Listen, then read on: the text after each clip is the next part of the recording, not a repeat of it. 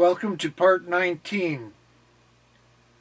Today we are discussing the ninth section of government, which is known as the Before and After Committee.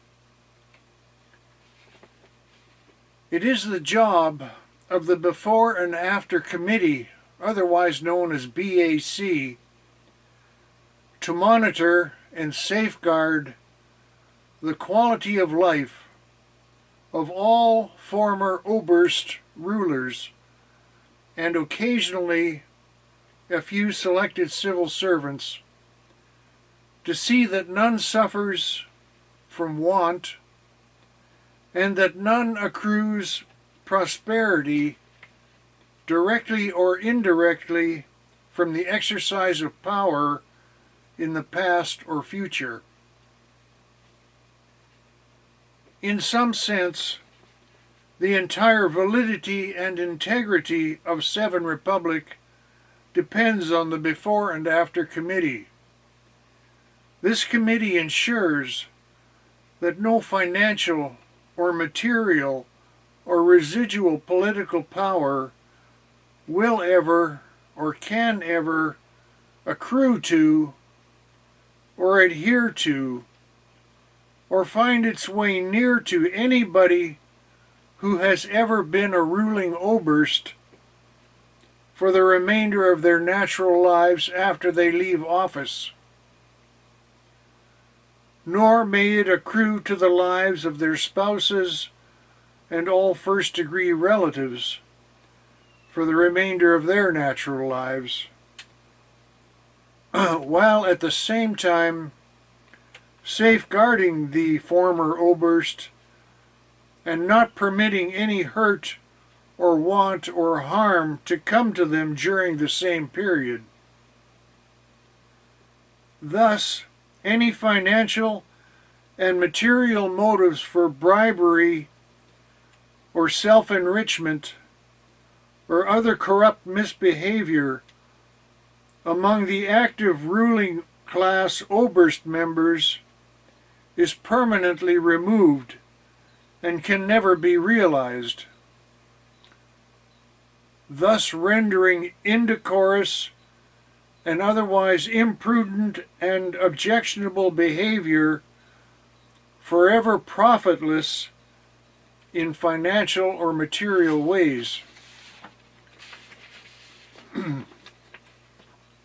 Members of the committee.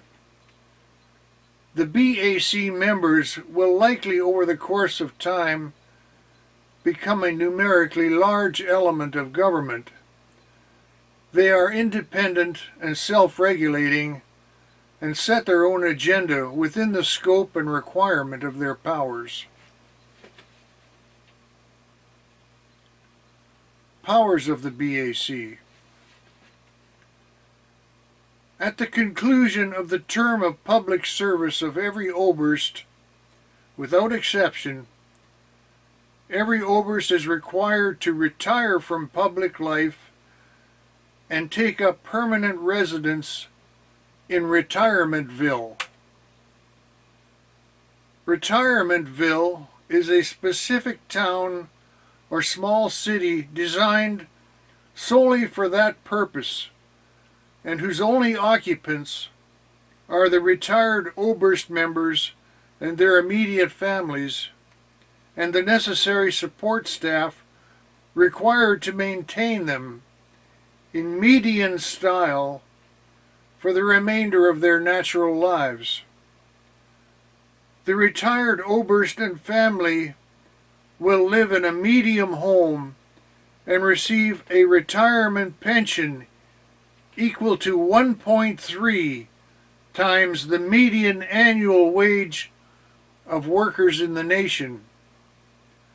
The state will provide the house and the wage, and the Oberst is required to refrain totally from accepting or receiving any outside work or job or position or income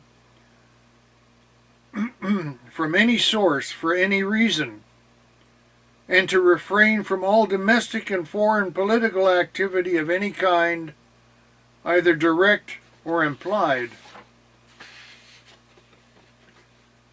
The BAC members have full power to administer and enforce the principles and rules of Retirementville and have full power to initiate and maintain whatever is necessary to ensure that no Oberst finds a way to subvert the aims of a safe and profitless retirement. BAC members are also required to ensure that no harm of any kind from any source, inside or outside the government, ever comes to a retired Oberst member or any member of his family, and that no threat of implied harm of any kind ever comes to fruition in any way.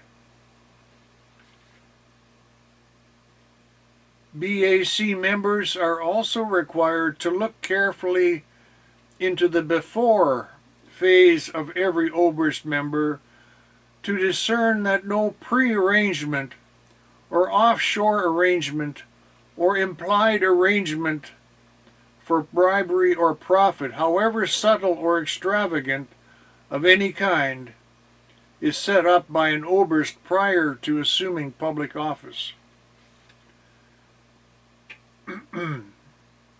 Basically, the powers and duties of the BAC committee are concerned entirely with Oberst members almost exclusively. However, there may be occasions when significant after situations concerning the other elements of government might come to the attention of BAC and require some investigation and recommendations. Conditions of the BAC committee. Life in Retirementville for retired Obersts is intended to represent the typical lifestyle of the median ordinary citizen of Seven Republic, not more and not less. Life there is intended to be ordinarily comfortable according to middle-class standards and free from threats and danger.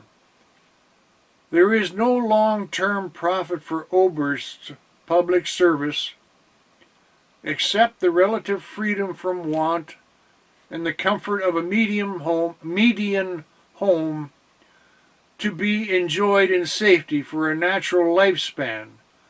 There is no hope of residual riches or luxury or privilege or influence of any kind from serving in government as a member of the ruling class.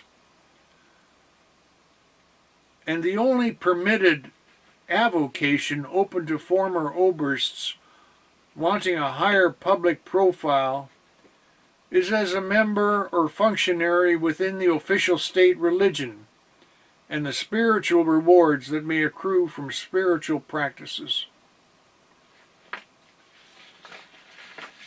Thank you for joining us for this section.